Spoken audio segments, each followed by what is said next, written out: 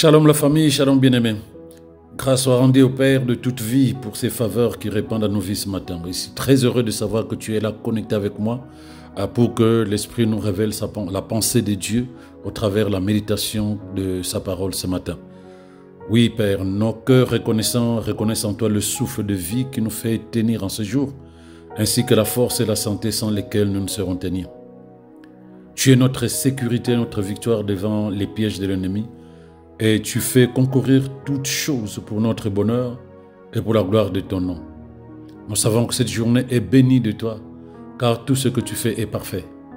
Nous sommes infiniment reconnaissants de ce que sur le chemin de notre vie aujourd'hui, l'Esprit nous guidera et ta parole nous éclairera. Et tout ce que tu as mis en place pour la gloire de ton nom dans la vie de chacun de nous, nous l'accueillons avec reconnaissance, car nous savons que seule ta parole se manifestera dans nos vies, loin de tous les projets de l'ennemi contre nous. Puisse la louange te revenir toi seul au nom merveilleux de Jésus. Amen.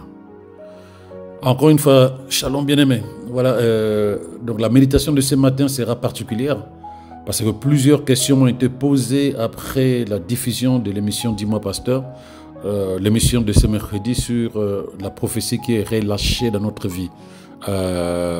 Comment savoir si elle est authentique, comment savoir si elle vient de Dieu et surtout, qu'est-ce qu'il faut faire pour qu'elle se manifeste dans la vie de la personne pour qui la parole a été relâchée. Donc ces questions étaient non seulement nombreuses mais très pertinentes. Je me suis décidé de répondre de cette manière-ci pour permettre à beaucoup, dans le même questionnement, à trouver réponse grâce à la révélation du Saint-Esprit. Parce qu'aujourd'hui, et par ces questions, j'ai réalisé finalement que il y a un réel engouement des chrétiens et de l'Église de Christ vers le prophétique. Révélation sur l'avenir, sur la dimension sociale de ma vie, la dimension professionnelle, parfois spirituelle. En fait, ce qui remplit les églises aujourd'hui, c'est le prophétique, plus qu'autre chose. Révélation sur la vie des gens, annonce des choses à venir, interprétation des songes, art divinatoire, parole de connaissance, toutes ces choses-là intéressent le chrétien. Malheureusement, la parole déclare que mon peuple, Dieu lui-même le dit, mon peuple périt parce qu'il lui manque la connaissance. Cette connaissance est la parole de Dieu, malheureusement, qui est de moins en moins méditée, de moins en moins prise au sérieux. Ce sont plutôt les paroles des hommes qui sont plus écoutées. Et c'est plutôt les instructions des êtres humains, qu'ils soient pasteurs, prophètes surtout, qui sont plus prises en compte et on obéit à leurs paroles, là où nous sommes appelés à obéir aux commandements divins qui sont dans la parole de Dieu. Donc ces paroles qui sont relâchées par les êtres humains sont plus prises au sérieux, au détriment du guide suprême qui est le Saint-Esprit, avec la parole de Dieu.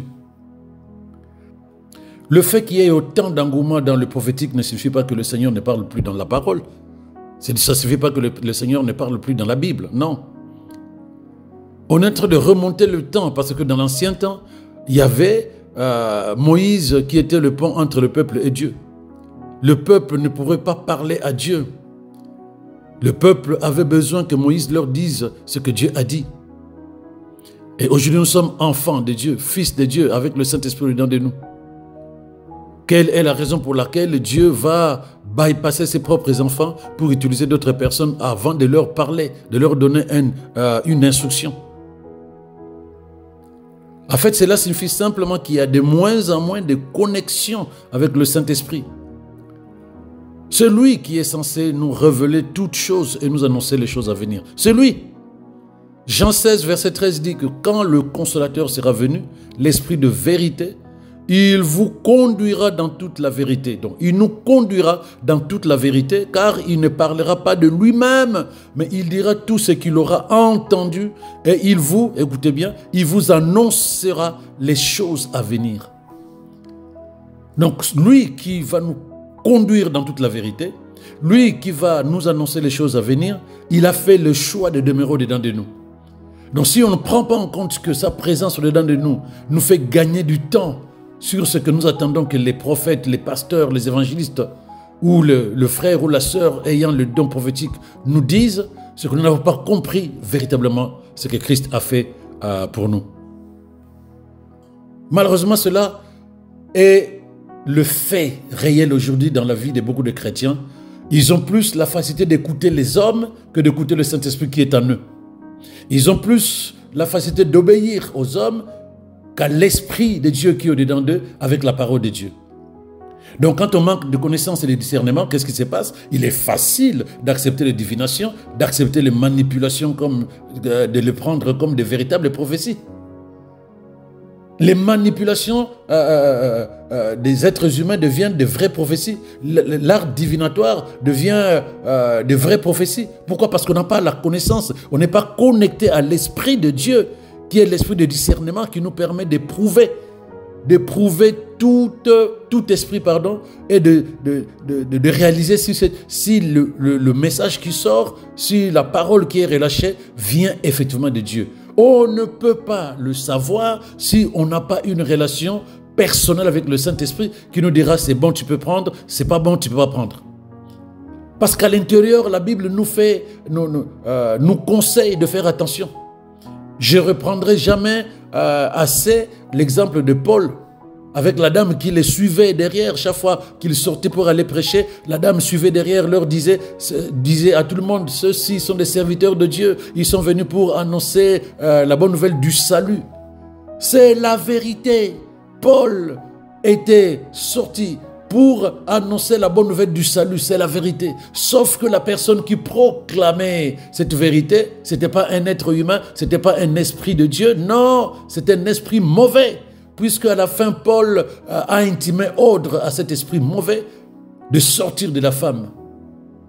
Aujourd'hui, beaucoup de personnes auraient pris cette femme pour la mettre dans le staff pastoral comme quoi c'est une bonne prophétesse.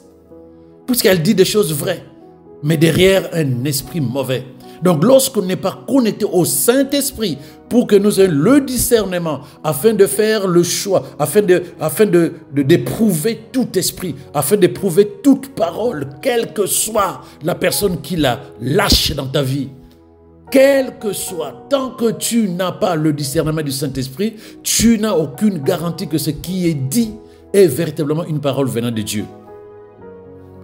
Malheureusement, pour certaines personnes, les paroles qui ont été déclarées sur leur vie sont devenues, comment je peux dire, le fil conducteur de tout ce qu'ils font, le fil conducteur de tout ce qu'ils comptent faire. Ils sont dans les églises, ils écoutent les enseignements de la parole de Dieu par leur pasteur, mais c'est de moins en moins leur fonctionnement de foi, c'est de moins en moins leur fondement de foi, tant que ces enseignements ne les aident pas ou ne confirment pas ce qui a été relâché dans leur vie. Ils n'ont plus l'oreille à la parole de Dieu. Tout ce qui fonctionne dans leur esprit, ce sont les prophéties qui ont été relâchées dans leur vie. Malheureusement, cette manière de vivre, bien-aimé, cette manière de vivre la foi n'est pas celle que Christ est venu répandre dans la vie de toute personne qui croit. Ce n'est pas la bonne manière. Il nous a donné sa parole. La parole qui nous donne la pensée et les projets de Dieu. C'est dans sa parole. Il nous a donné le Saint-Esprit qui nous révèle les choses cachées, qui nous donne le discernement, qui nous permet de connaître les choses à venir qui sont dans la parole de Dieu.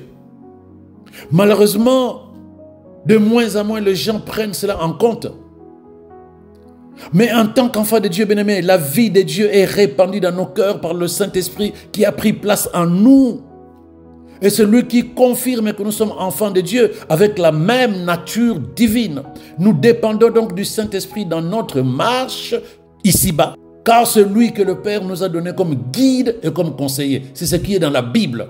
Il vous conduira dans toute la vérité. C'est notre guide, c'est notre conducteur. Il vous conduira dans toute la vérité. Parce que le prophète, parce que le pasteur, parce que l'évangéliste, toutes ces personnes qui peuvent parler au nom de Dieu, ces personnes ont besoin du Saint-Esprit qui va leur dire, tiens, voici la parole, voici le message, va parler. Or, il est en toi, il est en moi. Il ne va pas faire une boucle en disant, ok, j'ai besoin de te parler, pasteur Pascal, j'ai besoin de te parler, mais je vais envoyer quelqu'un pour te parler de ma part, moi qui suis à l'intérieur de toi. Ça fait bizarre. Ça fait bizarre, bien-aimé. Dieu nous conduit par le Saint-Esprit et il n'a jamais cessé de nous conduire. Depuis le début, regarde, il a fait sortir les enfants d'Israël d'Égypte et les a conduits à travers la mer Rouge et le désert jusqu'à ce qu'ils arrivent à la terre promise. Ça, tu le sais. La parole déclare dans Exode 13, verset 21 que l'Éternel allait devant eux le jour dans une colonne de nuée pour les guider dans leur chemin et la nuit dans une colonne de feu pour les éclairer afin qu'ils marchassent jour et nuit. Donc il les a conduits dans le désert, tantôt comme une nuée la journée, tantôt comme une colonne de feu la nuit, symbole du Saint-Esprit, devant, guide. Et ensuite, quand ils se sont établis à Canaan, Dieu a établi des ministres pour conduire et organiser la vie du peuple. Dans cette organisation, bien-aimés, cette organisation que Dieu a mis en place, les prophètes avaient un rôle essentiel, car c'est par eux que le Seigneur parlait au peuple et par eux, il recevait les instructions de Dieu. Le roi ne décidait rien sans que le prophète n'aille valider ou ne lui ait donné les recommandations venant de Dieu. Voilà comment Dieu avait mis en place l'organisation. En fait, il faut comprendre quelque chose. Dans l'Ancien Testament, il n'y avait que 3 ministères. Il faut que tu le saches, toi, aujourd'hui. Il n'y avait que 3 ministères qui étaient consacrés par le Saint-Esprit. Il y avait la fonction du roi, la partie politique, la fonction du souverain sacrificateur, donc le service religieux, et la fonction prophétique, c'est-à-dire que le message divin. Le roi était oint du pouvoir politique pour diriger les affaires de l'État. Le prêtre ou le souverain sacrificateur, lui, il avait été oint pour servir Dieu dans les choses religieuses et pour intercéder en faveur du peuple. Et le prophète avait été oint du Saint-Esprit pour guider, donner la parole, guider et donner des instructions du peuple, tant au roi qu'au peuple. En dehors de ces 3, dans l'Ancien Testament, personne d'autre n'avait été oint du Saint-Esprit. Il n'y en avait pas. On te parle d'onction royale, onction sacerdotale et onction prophétique. Donc tu comprends bien aimé que dans l'Ancien Testament, seuls les ministres qui avaient l'onction royale, donc le roi, sacerdotale, le sacrificateur, et prophétique, le prophète, c'est eux qui pilotaient la vie du peuple, tant politique, social, spirituel, religieux. Tout le monde devait écouter les conseils des prophètes car c'était le niveau spirituel supérieur parmi les 3 ministères.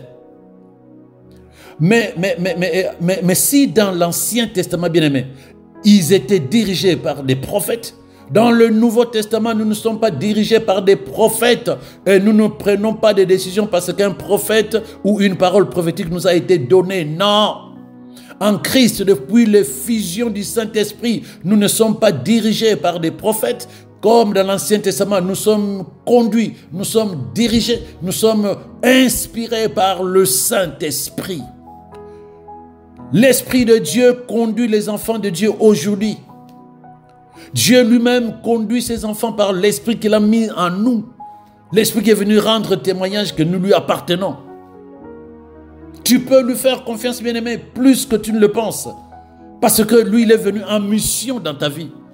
Pas pour un moment ponctuel. Parce que quand le prophète n'est plus là, tu n'as plus de conseils. Or, l'Esprit demeure au-dedans de toi de manière permanente. Et il ne te donne pas juste une parole prophétique par rapport à ton avenir. Non, il te coach, il te conseille.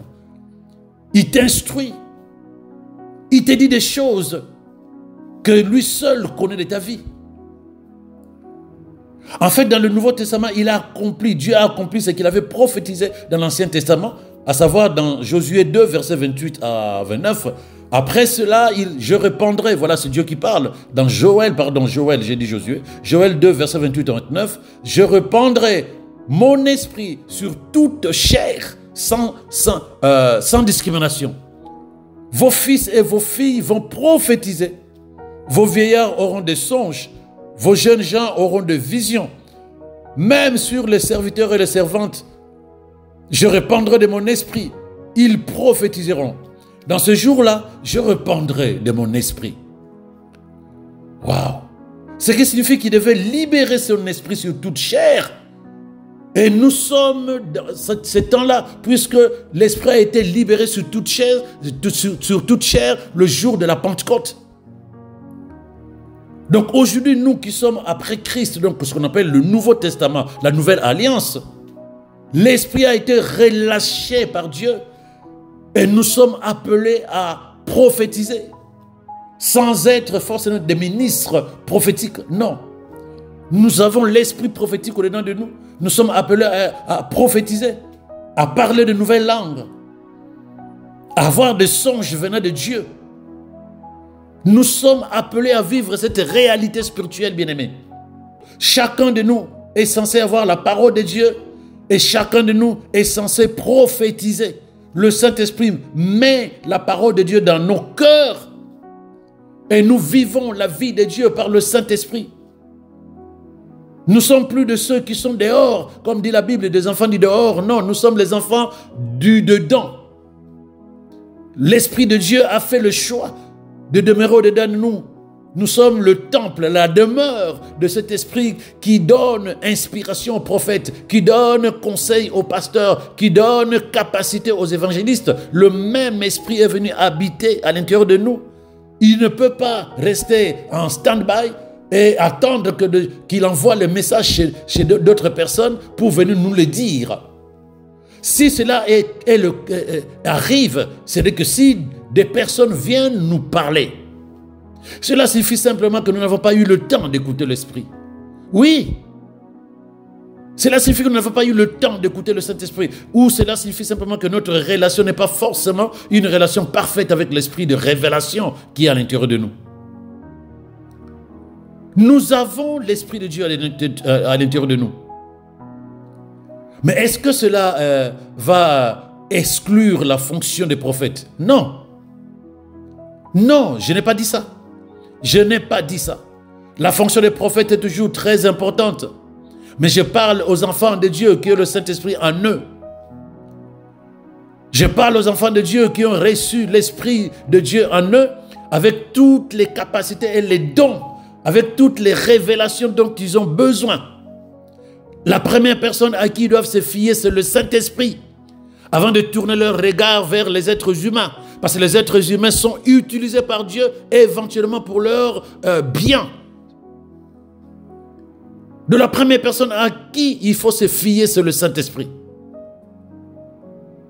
En fait, la fonction du prophète n'est qu'une des nombreuses fonctions que nous avons encore dans le Nouveau Testament aujourd'hui. La différence, c'est que le prophète du Nouveau Testament n'est plus le seul à même de te donner une direction divine. Pourquoi? Parce que l'Esprit, que la Bible appelle le guide, que la Bible appelle le conducteur, il est en toi. Donc, priorité à l'Esprit qui est au-dedans de toi, qui te permet de pouvoir avancer sur le chemin de ta destinée, parce qu'il le connaît mieux que personne. Et lorsque le prophète vient et lâche la parole et s'en va, les minutes qui suivent, les jours qui suivent, le temps qui vont suivre, ce sont des temps que tu risques de ne pas maîtriser si tu n'as pas le conseil du Saint-Esprit. Parce que le prophète n'est plus là pour te dire ce qui va advenir. Mais le Saint-Esprit est toujours là pour te révéler la vérité de ta vie. Non seulement te révéler la vérité de ta vie, mais te conseiller aussi, te donner des capacités. Parce qu'il donne aussi des capacités afin que tu accomplisses ce que tu dois accomplir. Que ce soit une prophétie donnée par un homme, que ce soit une révélation que le Saint-Esprit t'a donnée, tu as besoin des capacités spirituelles pour les accomplir. C'est que le prophète ne te donnera pas. C'est que le prophète ne te donnera pas. Il est messager. Voilà pourquoi il faut plus s'attacher à Dieu. Si un homme se lève au nom de Dieu pour te parler, gloire à Dieu, tu restes respectueux de la parole de Dieu, mais cale-toi sur l'esprit de discernement pour que tu arrives à discerner si le message vient effectivement de Dieu, si ce message est authentique et que c'est Dieu qui l'a envoyé auprès de toi. C'est important de ne pas courir derrière une parole sous couvert, c'est Dieu qui parle. Tu dois avoir le discernement du Saint-Esprit, quelle que soit la personne qui te parle au nom de Dieu. Si nous laissons l'Esprit, il agit de l'intérieur vers l'extérieur. Il se manifeste de l'intérieur vers l'extérieur. Il nous permet de comprendre les choses de Dieu, le plan de Dieu nous concernant. Dans Galates 5, verset 16, il dit ceci: « Voici donc mon conseil, marchez sous la direction de l'esprit. Marchez sous la direction de l'esprit et vous ne risquerez pas de satisfaire les convoitises de votre être naturel. Un homme ne saura pas voir à l'intérieur de toi, si l'esprit ne nous révèle pas ça, voir à l'intérieur de toi le désir naturel. Le diable le voit. Il peut utiliser n'importe quelle personne pour venir te titiller. Il connaît tes envies. Il va se dire, ah, c'est ça qui l'intéresse. J'envoie quelqu'un pour lui dire c'est ça. C'est comme un garçon qui est en train de draguer une fille. Il sait à peu près ce que la fille veut. Et il va commencer à lui raconter, lui déposer un discours qui tourne vers les besoins de cette fille-là. Jusqu'à ce qu'elle dise, ok. La Bible dit, vous n'en comprenez pas. Si vous marchez selon la direction du Saint-Esprit, vous ne risquerez pas de satisfaire les convoitises de votre être naturel. Vos désirs égoïstes et coupables ne parviendront pas à leur fin. Laissez donc l'Esprit vous conduire. Obéissez à ses instructions et ne cédez pas aux aspirations qui animent l'homme livré à lui-même. Dans d'autres traditions, ils disent, ne cédez pas aux désirs de votre propre nature, la nature humaine. Bien-aimés, avec le Saint-Esprit, les vérités de Dieu sont directement dévoilées à ton esprit, sans intermédiaire. Le Saint-Esprit t'apporte le don de discernement qui va te permettre d'éprouver tout esprit avant d'ouvrir ton cœur et d'accepter ce qui vient du dehors. Il va t'inspirer. Il va t'inspirer directement. Et non seulement ça, il va t'inspirer sur les actions que tu vas poser. Il te donne aussi des paroles prophétiques pour que tu sois toi-même prophète de ta vie. C'est la volonté de Dieu. Car la prophétie la plus sûre est la parole de Dieu qui sort de ta bouche. Et la parole de Dieu qui sort de ta bouche, Marc 11, 23, 24, Jérémie 1, verset 8 à 10. Dieu a besoin que tu agisses derrière sa parole soutenue par le Saint-Esprit. Il est l'esprit de révélation. Il te révèle toutes choses concernant ta vie avant même que les êtres humains n'arrivent à capter.